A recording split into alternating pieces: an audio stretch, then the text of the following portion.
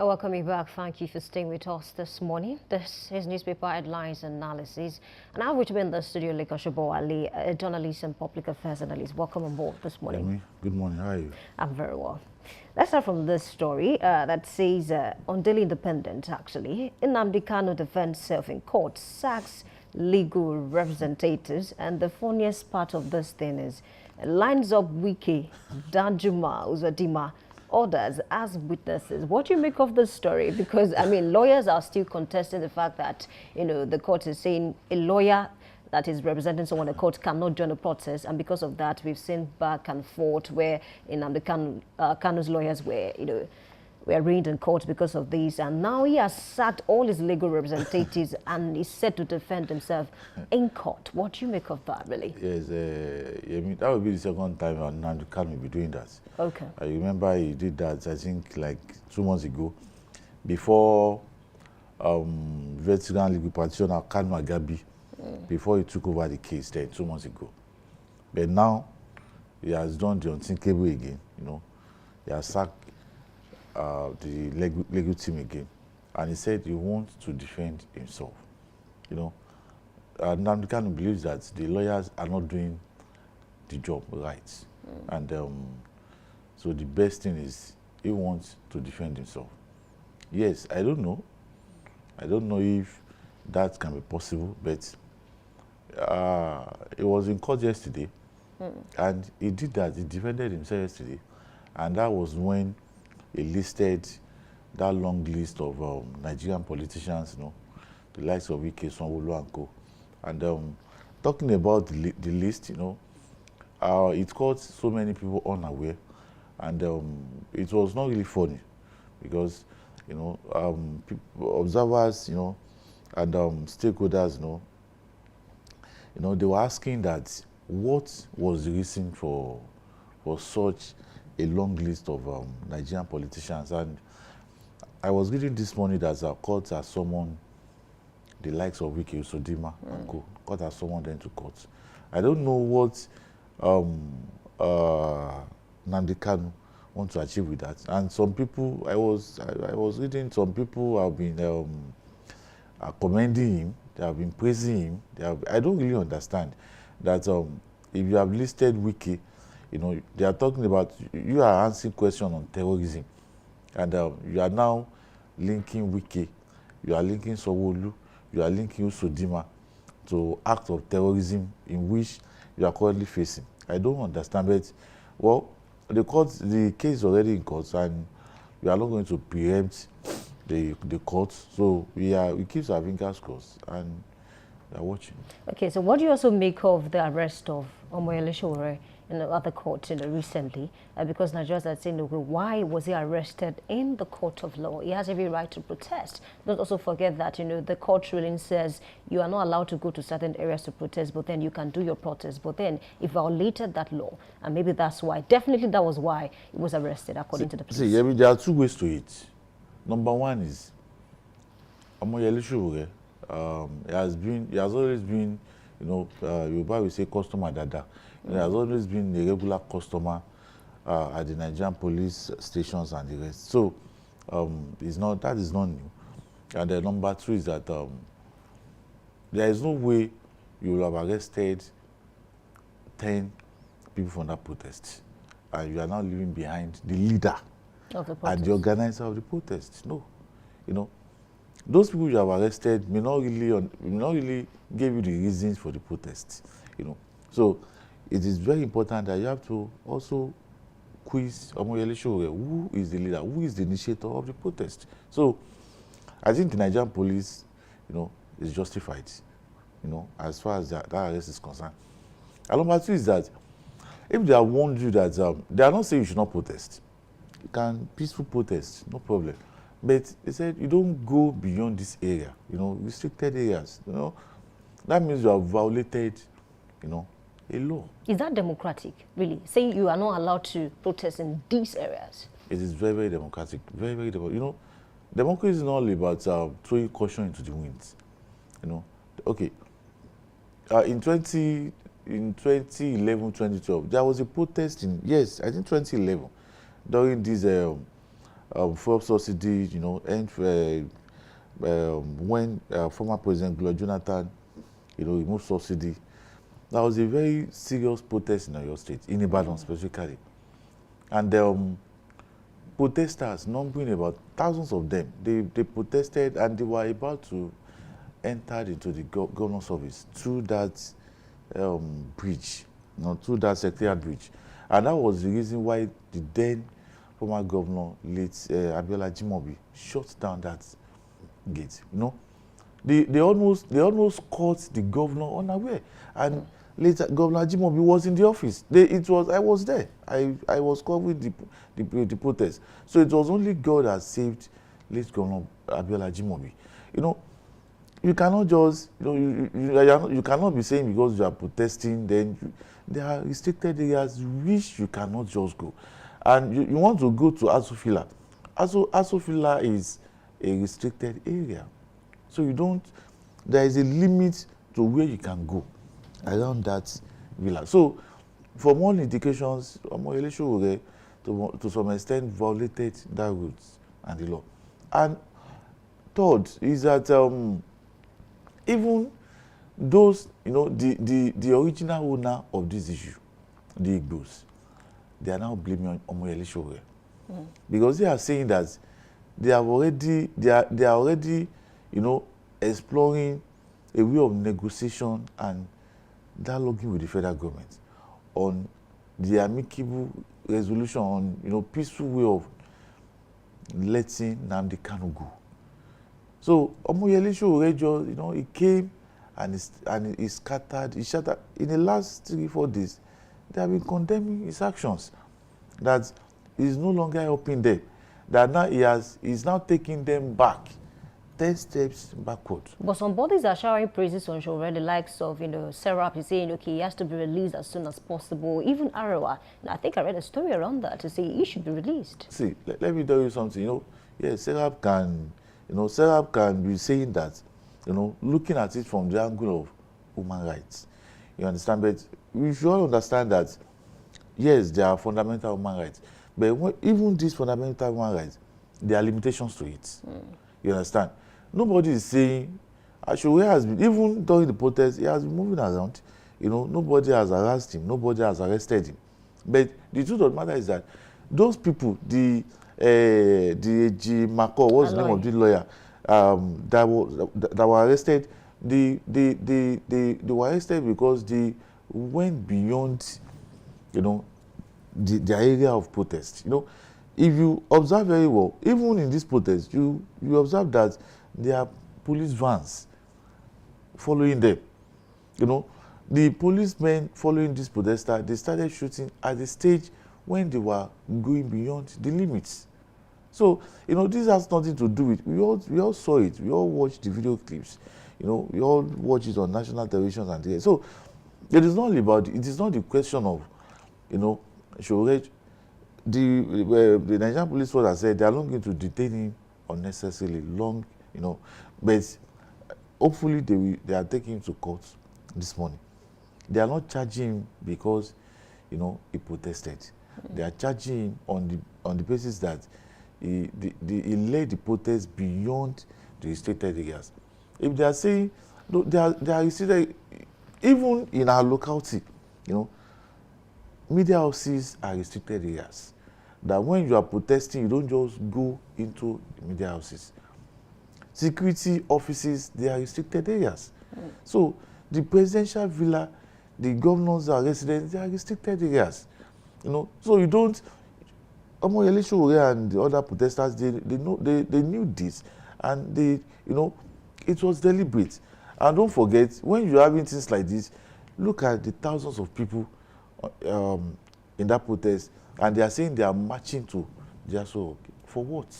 You know, remember the Bangladesh, the Nepal, the Egypt.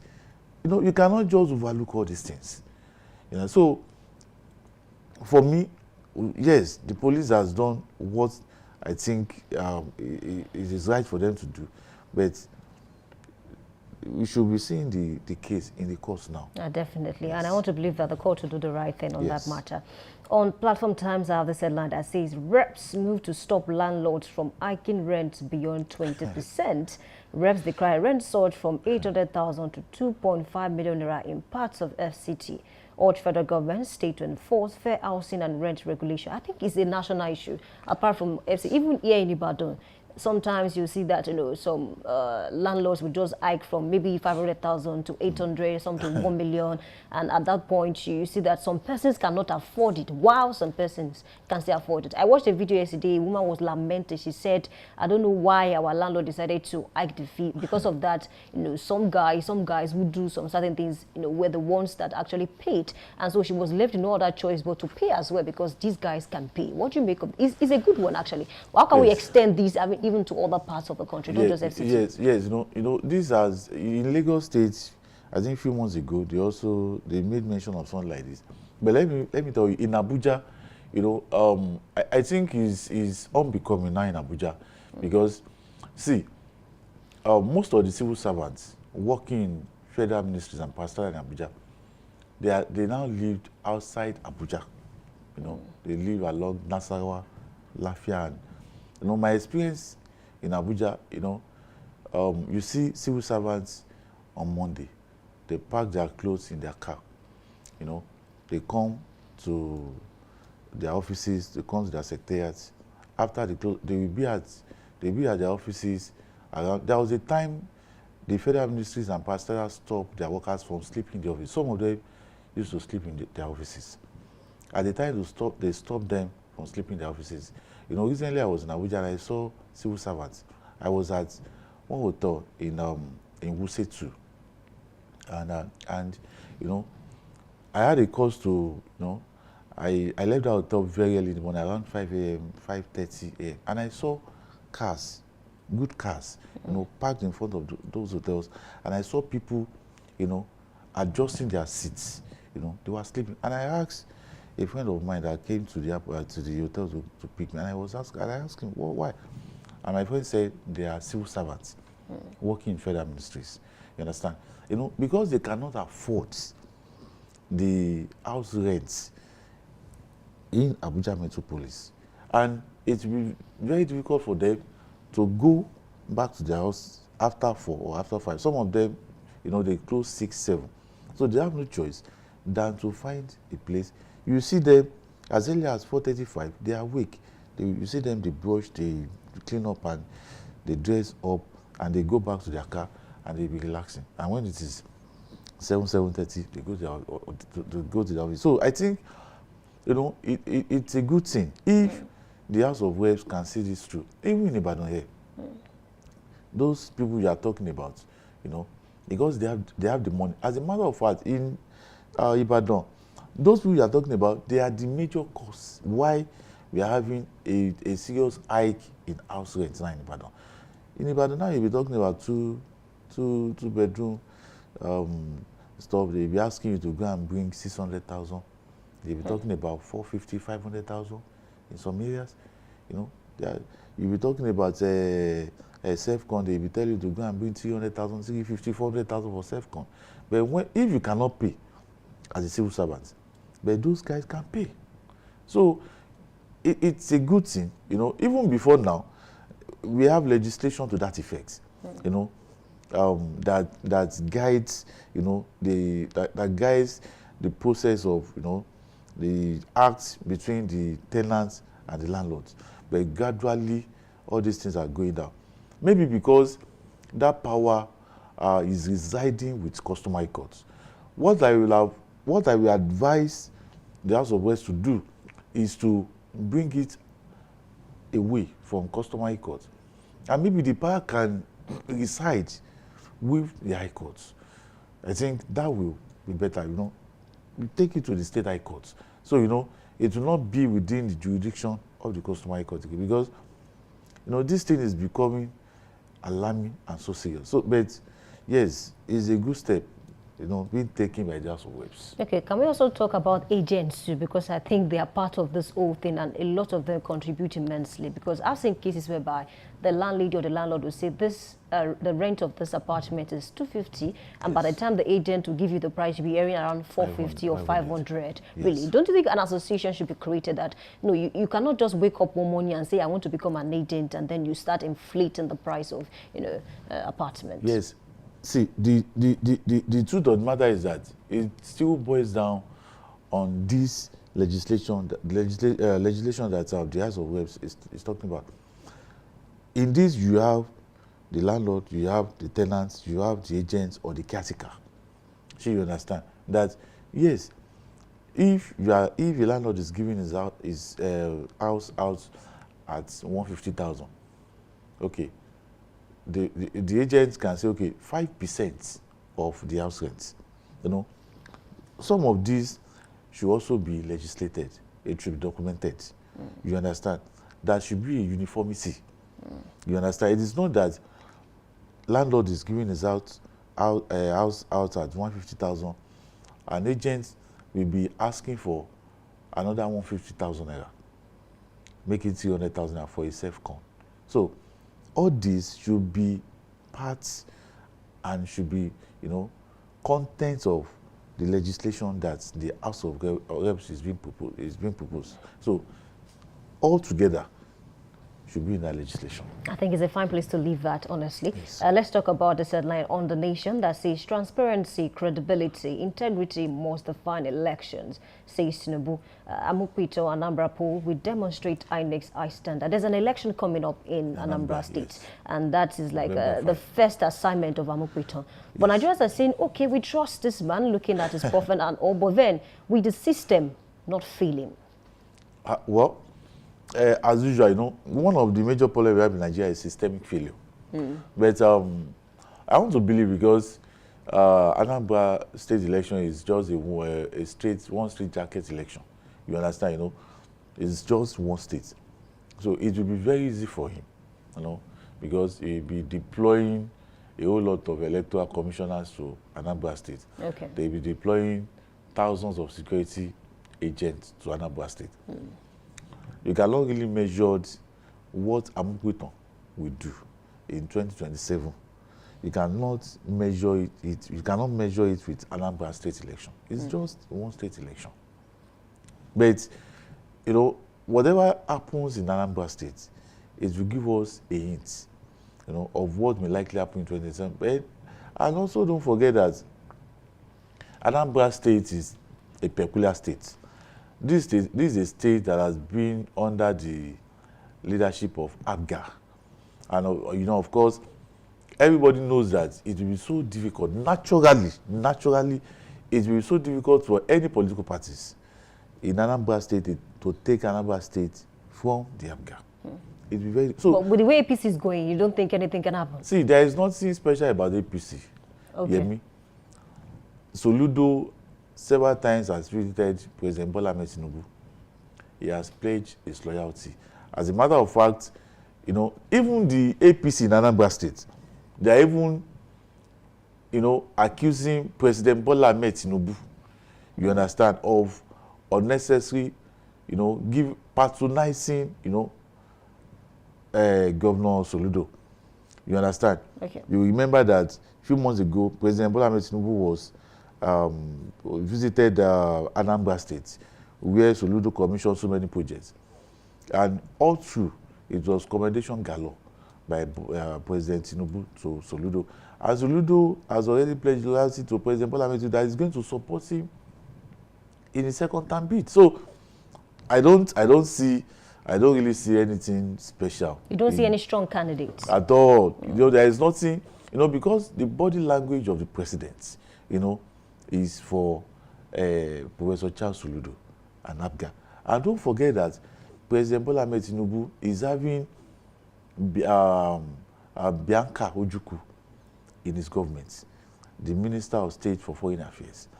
Bianca, till this morning, is the leader of ABGA in Anambra State.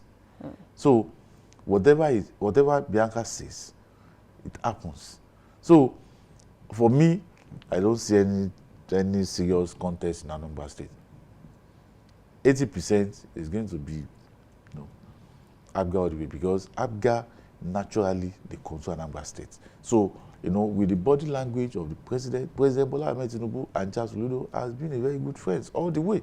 So, and President has assured him, with his body language that he's with him. So, you cannot, you will not, you don't expect what happens in Edo State to happen in Anambra State. Because people said the same thing with Edo State. It was a very strong PDP state. No, because President Tinubu, from inception, you will see that President Tinubu even intervened. When Dennis Dausa won the primary election, later President, there was a kind of crisis.